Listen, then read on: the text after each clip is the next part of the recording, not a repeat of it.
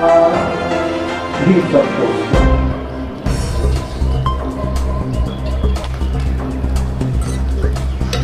के अग्नि में हाथ दबा के अपने सिर पे लगाए। ओजो मंडे ओम मंजुरसी मई पर दया करो भगवान रघुपति कृपा करो।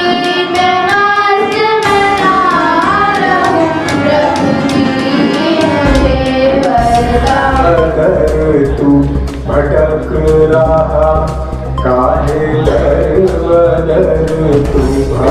पहले भी हम फंक्शन करते आए हैं आप आचार्य जी और सबके जो सहयोग से वहाँ पर शरण बलिदान दिवस भी मनाया गया 23 दिसंबर को। तो मेरा आपसे निवेदन है कि आप वहाँ आइए और उस हाल का इस्तेमाल कीजिए। तो वो वहाँ पर वैदिक राष्ट्रमान गुरुकुल कुछ बनाने की योजना है, जिसमें बच्चों को राष्ट्रीय भावना से ओतप्रोत किया जाएगा, वैदिक विचारों से ओतप्रोत किया जाएगा, जो हमारी भारतीय संस्कृति, जो सनातन धर्म में जो हमारा असली जो सनातन वैदिक स्वरूप है वो बताया जाएगा। और साथ में उनको संस्कृत, हिंदी, इंग्लिश, अंग्रेजी और सब सब्जेक्ट्स का भी उनको पढ़ाया जाएगा। तो ये सब हमारे भावी हैं उसमें। तो मैं यही आपका बहुत बहुत धन्यवाद है, मुझे अवसर मिला और आपका सहयोग और आशीर्वाद चाहिए उस वैदिक ब्रह्माश गुरुकुल को आगे ले जाने के लिए। अभी वहाँ पर एक हाल बन चुका है, अब उसमें आगे नोट्स बनने हैं जो ईश्वर की कृपा से होगी, क्योंकि मैं तो झोपड़ी भी नहीं बना सकता, ये सब ईश्वर की कृपा से हो रहा है। आपका बहुत बहुत धन्यवाद। ओम शांति। किसी व्यक्ति पर पड़ती है तो शुद्ध पड़ती है, किसी वस्तु पर पड़ती है तो शुद्ध पड़ती है। हमेशा बिना किसी नागा के, अगर ऐसा है तो हम आर्य हैं और अगर ऐसा नहीं है तो फिर नहीं है। हम आर्य समाज के नियम पढ़ते हैं, प्रति रविवार को पढ़ते हैं, कुछ लोग रोज पढ़ते हैं।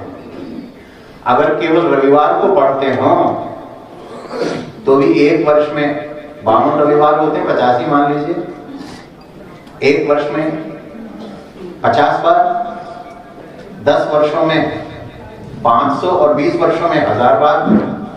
ऐसे अनेक लोग हैं जिन्होंने 1000 बार पढ़े होंगे। तो मैं आपके सामने नियम पढ़ना चाहता हूं। आप तो जाने हुए हैं, पढ़े हुए हैं और इतनी बार पढ़ा है आपने, तो आप अर्थ भी जरूर समझते होंगे। बोलिए, सब सत्य विद्या और जो पदार्थ विद्या से जाने जाते हैं उन सब का आदि मूल परमेश्वर है। कौन है? क्या है? आदि मूल का मतलब सारे पदार्थ उससे निकले हैं, उससे निकले हैं। जब उसी से निकले हैं सारे पदार्थ का मतलब विद्या उसी से निकली है। जीवात्मा जितने हैं आत्मगण उसी से निकले हैं। और ये जो पत्थर, पेड़ आदि हैं, ये सत्व रजस तमस आदि हैं, ये पृथ्वी जल अग्नि वायु आकाश, ये आदि पदार्थ हैं। जब वो आदि मूल है किसका? सबका, विद्या का भी, पदार्थ का भी, वगैरह वगैरह सबका, तो फिर अद्वैतवाद सिद्ध हो गया ना।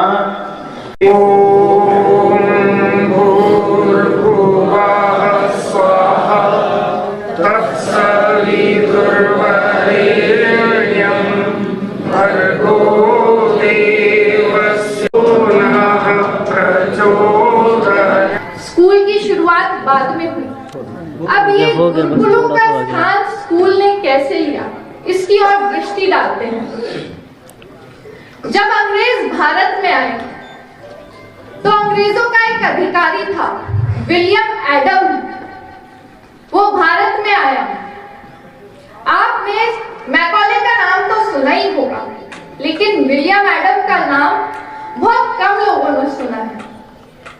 जब विलियम एडम भारत आया भारत की शिक्षा व्यवस्था के ऊपर 1700 पन्नों की एक रिपोर्ट। नमस्कार, मैं अर्चना और आप देख रहे हैं हंगामा टाइम्स। हंगामा टाइम्स जिस तरीके से आपको दिखा रहा है 4 दिवसीय कार्यक्रम को लेकर डीएवी कॉलेज में जिस तरह से आर्यव्रत वेद सम्मेलन हो रहा है, जहां पे एक तो टंकारा में दयानंद सरस्वती जी की 200वीं जयंती मनाई जा रही है, वहीं पे डीएवी कॉलेज में भी जो है 4 दिवसीय कार्यक्रम को लेकर दयानंद सरस्वती जी की जयंती मनाई जा रही है।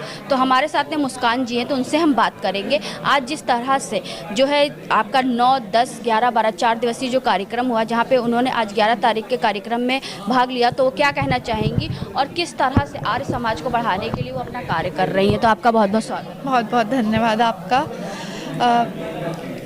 मेरे लिए एक बहुत हर्ष का विषय है कि महर्षि दयानंद सरस्वती की द्वितीय शताब्दी में मुझे यहाँ वेद सम्मेलन में अपने विचारों को रखने का मौका मिला।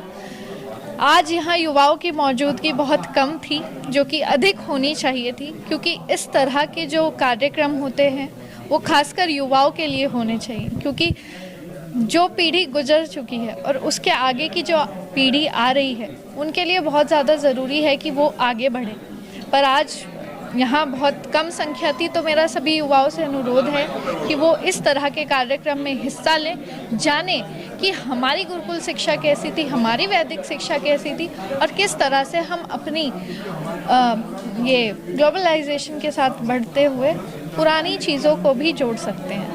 बिल्कुल बिल्कुल, जिस तरह से इन्होंने बताया है कि हमारे युवाओं की जिम्मेदारी है कि इससे आगे जो है वेद क्या है और हमारा आर्य धर्म क्या है उसको लेकर जागरूक है। वहाँ पे छोटे छोटे बच्चे भी हैं, तो उनसे हम बात करेंगे कि आज के प्रोग्राम के बारे में क्या कहेंगे। तो बेटा क्या नाम है तुम्हारा? ब्रह्म गुप्ता।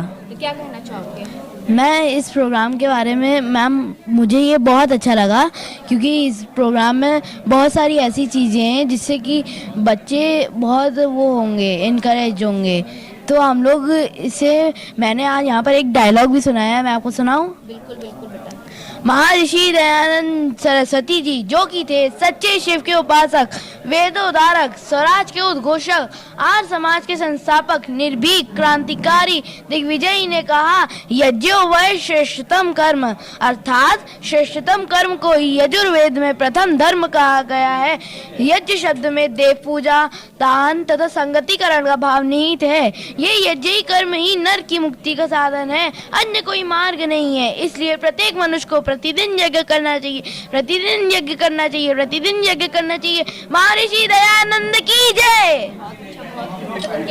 यहाँ पर जो आर्यवर्त सम्मेलन हो रहा है डीएवी कॉलेज में, और दयानंद जी की जो 200वीं जन्मतिथि मनाई जा रही है डीएवी कॉलेज में, तो मैंने यहाँ पर उनके दयानंद जी की बेटी बनी हुई मैं, तो उसका भी डायलॉग मैं सुनाना चाहती हूँ।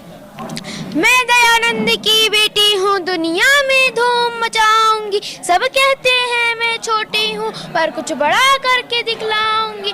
है 4 वेद मानवता के, घर घर पाठ पढ़ाऊंगी। मैं लक्ष्मी हूँ, मैं दुर्गा हूँ, मैं ही काली कल्याणी हूँ। है दुष्टों तेरी खैर नहीं, जब मैं रण में आ जाऊंगी। भागेंगे सारे पाखंडी, अन्याय गुंडे दम्भी। मैं वेद का नाथ बजाऊंगी, संसार को आर्य बनाऊंगी। मैं अमृत वर्षा करवाऊंगी। सुन लो जी भाई सुन लो जी, मैं दयानंद की बेटी हूँ। सुन लो जी भाई सुन लो जी, मैं दयानंद की बेटी हूँ। सुन लो जी भाई सुन लो जी, मैं दयानंद की बेटी हूँ। बोलो महर्षि दयानंद की जय। तो सत्यकाम जी, आप क्या कहना चाहेंगे आज के कार्यक्रम के बारे में? आज के कार्यक्रम का जो विषय था वो ज्ञान कर्म उपासना विषय था, और वेदों का भी जो मुख्य विषय है, ऋग्वेद का विषय है ज्ञान, यजुर्वेद का विषय है कर्म और उपासना, और सामवेद का विषय है उपासना, और अथर्ववेद का विषय है विज्ञान। तो ज्ञान कर्म और उपासना, कर्म से पूर्व ज्ञान का होना बहुत आवश्यक है। ज्ञान और कर्म दोनों एक सिक्के के दोनों पहलू हैं। हमें कुछ भी कार्य करना हो तो उस कार्य के एक पूर्व उस कार्य जो करने जा रहे हैं उसका वास्तविक ज्ञान अगर हम होगा तो कार्य निश्चित रूप से समय रहते हुए पूर्ण हो जाएगा, और वो कार्य समाज और परिवार और राष्ट्र के लिए हितकारी सिद्ध होगा। इस अर्थात ये आज का जो विषय जो विद्वानों ने बोला है उसके लिए विद्वानों को बहुत बहुत बधाई और बहुत बहुत साधुवाद, और आपको भी धन्यवाद। तो जिस तरीके से टंकारा में तो जो है महर्षि दयानंद जी की 200वीं जयंती मनाई जा रही, वहीं पे टंकारा के साथ साथ में उत्तर प्रदेश की राजधानी के लखनऊ में, यानी उत्तर प्रदेश की राजधानी लखनऊ में डीएवी कॉलेज में जो है महर्षि दयानंद जी की जो है 200वीं जयंती मनाई जा रही है। प्रबंधक हमारे साथ में है मनमोहन तिवारी जी, तो उनसे हम बात करेंगे कि आज के कार्यक्रम के बारे में क्या कहेंगे। तो सर, आपका बहुत बहुत स्वागत है हमारे हंगामा टाइम न्यूज़ चैनल में। आज हमारे लखनऊ में जिला सभा द्वारा आयोजित जो सम्मेलन हुआ, जिसमें कि लखनऊ नगर के सभी समाजों के अधिकारीगणों ने भाग लिया। क्योंकि महर्षि दयानंद के शताब्दी समारोह में पूरे देश मना रहा और विशेषकर इस कार्यक्रम में हमारे देश के प्रधानमंत्री जी ने राष्ट्रीय स्तर पर, सरकारी स्तर पर इसका वेद प्रचार का काम अपने हाथों लिया है। ये हम सभी के लिए गौरव की बात है। हम ये चाहते हैं कि देश के नौजवान जिन्हें भारतीय संस्कृति के बारे में कोई ज्ञान नहीं है, आर्य समाज के माध्यम से, आर्य समाज के विद्वानों के माध्यम से हम एक ऐसा प्रचार प्रसार करें जो बच्चों में एक अच्छा संदेश जाए। महर्षि दयानंद क्या चाहते थे, महर्षि दयानंद क्या करना चाहते थे, देश को का कैसे उद्धार करना चाहते थे, ये एक आर्य समाज का मुख्य उद्देश्य था, जिससे कि हम अपने नौजवानों को, अपने बच्चों को आगे बढ़ाएं और देश के संस्कृति के प्रति उनको सच्चा ज्ञान दे सकें। यही उद्देश्य को लेकर हम लोग, हमारे जिला सभा के अधिकारियों ने और लखनऊ की आर्य समाज के लोगों ने इस समारोह का आयोजन किया। मुझे खुशी है कि ये सम्मेलन हमारे ही विद्यालय में हुआ और सभी लोगों ने आके बढ़ चढ़ के भाग लिया। मैं उन सभी साथियों का जिन्होंने इसमें सहयोग किया, जिन्होंने आगे बढ़ चढ़ के काम किया, मैं उनको धन्यवाद देना चाहता हूँ। विद्यालय परिवार की ओर से, आर्य समाज गणेशगंज लखनऊ की ओर से, कि सभी लोग आए और उन्होंने यहाँ पर भाग लिया और ये विश्वास दिलाया कि हम महर्षि दयानंद के उद्देश्यों को घर घर तक पहुँचाएंगे। तो और भी कुछ लोग हैं जो बाहर से आए हुए हैं, तो सर आप कहाँ से आए हुए हैं? और भी कुछ लोग हैं जो टंकारा नहीं जा करके उत्तर प्रदेश की राजधानी लखनऊ में आए हैं 200वीं जयंती को मनाने के लिए। कहाँ से आए हैं? मैं इलाहाबाद विश्वविद्यालय से आया हूँ, संस्कृत पढ़ाता हूँ मैं, और स्वामी दयानंद की 200वीं जयंती यहाँ लखनऊ में डीएवी परिसर में मनाई जा रही है। तो स्वामी जी के विचारों का प्रचार प्रसार, जो उन्होंने वैदिक धर्म प्रचार, शिक्षा के प्रसार, समाज सुधार, इस विषय में जो स्वामी जी के विचार हैं उनका प्रसार प्रसार हो, युवा पीढ़ी उन विचारों को जाने कि कैसे स्वामी जी ने वेद मंत्रों का अर्थ सबको बताया, स्त्रियों की शिक्षा के लिए, अनाथों के लिए, विधवाओं के लिए, समाज के सुधार के लिए क्या कार्य किए, इसका प्रचार प्रसार हो, यही उद्देश्य है इन सब कार्यक्रमों का। और माननीय प्रधानमंत्री जी 200वीं जयंती महर्षि दयानंद की उन्होंने भी भारत सरकार की ओर से भी मनाई जा रही है और आर्य समाज की सभी संस्थाएं भी इसे मना रही हैं। तो हम लोग भी उसी कार्यक्रम में यहाँ लखनऊ आए हुए हैं। बहुत अच्छी बात है। तो और भी कुछ लोग हैं, उनसे बात करेंगे। तो सर क्या कहना चाहेंगे आज के कार्यक्रम के बारे में? आज का कार्यक्रम तो बहुत ही अच्छा कार्यक्रम, और इतना जो हमारे युवाओं में प्रत्येतस ने जो ज्ञान पूरा स्वामी जी के बारे में दिया, और अपनी जो है वो बेटी मुस्कान, उसने तो युवा पीढ़ी के लिए तो बहुत ही कुछ दिया है, और उनका ये ज्ञान आगे चल करके हमारे युवाओं के लिए बड़ी प्रेरणादायी स्थिति में रहेगा। जहाँ एक तरफ टंकारा में महर्षि दयानंद जी की 200वीं जयंती मनाई जा रही है, वहीं उत्तर प्रदेश की राजधानी में डीएवी कॉलेज में भी जो है दयानंद सरस्वती जी की जो है 200वीं जयंती मनाई जा रही है, जिसका पूरा संयोजक जो करा है डॉक्टर आचार्य रूपचंद दीपक जी ने। तो उनसे हम बात करेंगे कि जिस तरह से युवाओं में दयानंद सरस्वती जी की विचारधारा से आगे बढ़ाने के लिए, उनमें जोश भरने के लिए हमेशा वो अपने वचनों से और अपने वक्तव्य से लोगों में एक जागरूकता भरते हैं। तो आज के कार्यक्रम के बारे में क्या कहेंगे और आए हुए लोगों से बारे में क्या कहेंगे? तो बस सर आपका बहुत बहुत स्वागत है। नमस्ते। ये 4 दिन का सम्मेलन चल रहा है, उसमें आज तीसरा दिन रहा। आज का हमने विषय रखा था ज्ञान, कर्म और उपासना। दरअसल भारतवर्ष की जो संस्कृति है वो मूल रूप से वैदिक संस्कृति है।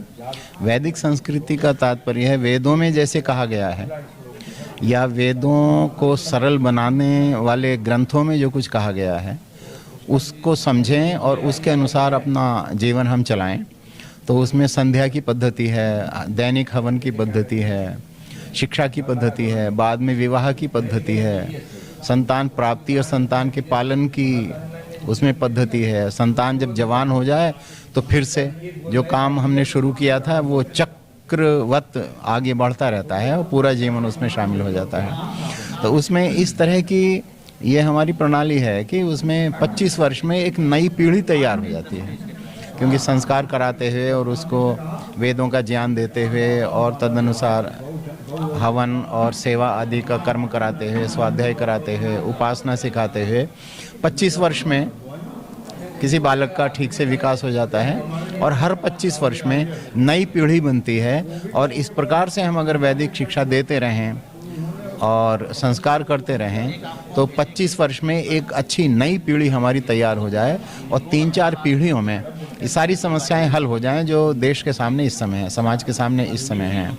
जो आधुनिक पद्धति चल रही है ये मनुष्य के मूल स्वभाव का अध्ययन नहीं करती और उस मूल स्वभाव को सुधारती नहीं है, उसमें आगे विकास नहीं करवाती। ये तो शरीर पर आधारित है और शरीर तक सीमित रख करके आदमी को देखती है, सोचती है। शिक्षा भी ऊपर ऊपर की है, चिकित्सा भी ऊपर ऊपर की है, घाव भरने का तो इसमें यत्न किया ही नहीं जाता। तो माता पिता का ये दायित्व है कि वो वेदों की शिक्षा को खुद समझ करके, मनुस्मृति में भी कहा गया है कि विवाह करते समय 4 वेदों का ज्ञान या फिर 3 का या फिर 2 का, 1 का तो ज़रूर हो जाए। और किसी कारण से अगर विवाह के समय नहीं हो पाया है तो 2, 4, 5, 7 वर्ष और लगा करके वेदों का ज्ञान हम प्राप्त कर लें। क्योंकि भारत जो सोने की चिड़िया थी, भारत जो कहा जाता है कि विश्व गुरु था और शक्ति का भी केंद्र था, वो तब था जब यहाँ वैदिक शिक्षा दी जाती थी, वेदों की शिक्षा दी जाती थी। उस समय न्याय भी होता था, वेदों को सामने रख के होता था। शिक्षा पद्धति थी वो वेदों पर आधारित थी। आज अगर ऋग्वेद की पुस्तक आपके सामने रख दी जाए तो उसका उच्चारण करना भी कठिन पड़ता है, जबकि उस समय ऋग्वेद की उस पुस्तक को पढ़ करके, उसको समझ करके उससे समस्याओं का समाधान किया जाता था। समझते हैं हम अपने को ज़्यादा बुद्धिमान और हम उन लोगों की भाषा ही नहीं समझ पाते जो एक सुखी जीवन और स्वस्थ जीवन और लंबा जीवन 100 वर्ष से ज़्यादा, 120 और 150 वर्ष और 200 वर्ष, 300 वर्ष तक की आयु का इतिहास मिलता है। लेकिन वो मिलता है जब हम वेदों की शिक्षा प्राप्त करके उसके अनुसार आयुर्वेद पर चल करके और अपने जीवन को शुद्ध बनाते थे और धार्मिक आध्यात्मिक बनाते थे, तब ऐसा होता था। तो उस समय बुद्धि भी तेज थी, शरीर भी अच्छे थे और उनको हम समझते हैं कि वो हमसे पिछड़े हुए थे और हम आगे बढ़े हुए हैं। तो ये हमारी गलतफहमी है। इसलिए आज जो व्यक्ति बहुत चिंतन करते हैं, चिंतनशील हैं और पढ़ते रहते हैं, पढ़ाते रहते हैं, ज़्यादा चिंतन करते हैं, वो फिर इस निष्कर्ष पे पहुँचते हैं भैया वो अपनी जो पुरानी पद्धति, वेदों की पद्धति थी उसको समझो और उसी पे चलो, उसी से कल्याण है। भारत का कल्याण है भारत की शिक्षा से ही तो होगा, भारत का कल्याण है भारत की चिकित्सा से ही तो होगा, भारत का कल्याण है भारत की पद्धतियों से ही तो होगा। बाहर की पद्धतियों से हमारा कल्याण कैसे होगा? जो बाहर की पद्धति हैं वो अपने यहाँ समस्याएं ज़्यादा बना रही हैं, समस्याओं का समाधान करती हैं, उससे ज़्यादा समस्याएं खड़ी हो जाती हैं। आज जैसे एक रोग की औषधि निकलती है तो नया रोग पैदा हो जाता है। तो हम अपनी जो सत्यम शिवम शाश्वतम ये हमारा मार्ग है, इसको जानें और समझें, इस पर दृढ़ रहें। इसकी तरफ लोगों का ध्यान आकर्षित करने के लिए हमने ये सम्मेलन किया है। और ऋषि दयानंद, जिनको स्वामी दयानंद सरस्वती भी कहते हैं, तो 12 फरवरी सन 1825 को उनका जन्म हुआ था। तो उसी की याद में ये कल को जो 12 फरवरी आने वाली है उसमें जगह जगह सम्मेलन हो रहे हैं। दिल्ली में सम्मेलन हो रहा है, उसमें प्रधानमंत्री आ रहे हैं, और टंकारा में सम्मेलन हो रहा है, उसमें राष्ट्रपति जी आ रही हैं। तो हम टंकारा नहीं जा सकते, दिल्ली नहीं जा सकते। जो लोग ऐसे हैं उनको लखनऊ में इकट्ठा करके हम ये सम्मेलन कर रहे हैं। 4 दिन का सम्मेलन है, 3 दिन आज बीत गए हैं। कल को स्वामी दयानंद का नाम लेते हुए और उनको श्रद्धांजलि अर्पित करते हुए हमारा अंतिम 4था दिन होगा। धन्यवाद। बहुत सरल शब्दों में बताया आचार्य जी ने कि भारतवर्ष क्या है और भारतवर्ष की पद्धति क्या है। तो सर आप क्या कहना चाहेंगे? मैं डॉक्टर CP शर्मा, पूर्व से सचिव विधानसभा। ये स्वामी दयानंद जी की जो 200वीं जयंती है, ये विश्व में एक मार्गदर्शन देने वाली पद्धति सत्यार्थ प्रकाश के माध्यम से स्वामी दयानंद जी ने ये दुनिया को नई दिशा दी, तभी आर्य समाज का जन्म हुआ। और ढकोसला और पाखंडवाद को दूर करते हुए स्वामी जी ने जो ये सत्यार्थ प्रकाश के अंदर या अपनी विचारधारा प्रचारित की, आज वो बहुत विशुद्ध रूप से आ चुकी है और लोगों का समाधान कर रही है। वेदों की जो मीमांसा जो स्वामी दयानंद ने की थी वो अतुलनीय है, उसका वर्णन नहीं किया जा सकता। और उसी के माध्यम से हिंदुस्तान में जो संस्कार पढ़ रहे हैं, अच्छे पढ़ रहे हैं, यज्ञ का जो कार्यक्रम इसके माध्यम से किया जा रहा है, ये भी बहुत बड़ी चीज़ है। और हमारे यहाँ मूल रूप से वेद ही हैं जिनकी मीमांसा इन्होंने की है, और सत्यार्थ प्रकाश में सबको समेकित रूप से उन्होंने रख करके इस दुनिया को नई दिशा दी है। हम स्वामी दयानंद जी के इन प्रयासों के लिए बहुत बहुत आभारी हैं। और समाज को संस्कार देने के मामले में हम एडवांस तो कर सकते हैं, साइंस टेक्नोलॉजी का हम ज़रूर अपने ऊपर इस्तेमाल करें और सीखें, लेकिन अपने संस्कारों को भी हमेशा याद रखें, तभी हम पूर्ण रूप से विकसित हो सकते हैं। बहुत बहुत धन्यवाद। आप क्या कहना चाहेंगे? थैंक यू अर्चना जी। आपके चैनल के माध्यम से मैं यही कहूँगी कि आर्यावर्त जो सम्मेलन यहाँ आयोजित किया गया है 4 दिवसीय, बहुत ही सफल है और बहुत ही भव्य था। अंतर राज्यीय बहुत दूर दूर से सारे विद्वान लोग आए जिन्होंने बहुत ही सारगर्भित प्रवचन किया, मार्गदर्शन किया और बहुत कुछ सीखने को मिला। तो आज हम लोग आए थे आपका डीएवी कॉलेज में, जहाँ पे 4 दिवसीय कार्यक्रम हो रहा आर्यव्रत वेद महासम्मेलन को लेकर के, जहाँ टंकारा में महर्षि दयानंद जी की जयंती मनाई जा रही, 200वीं जयंती।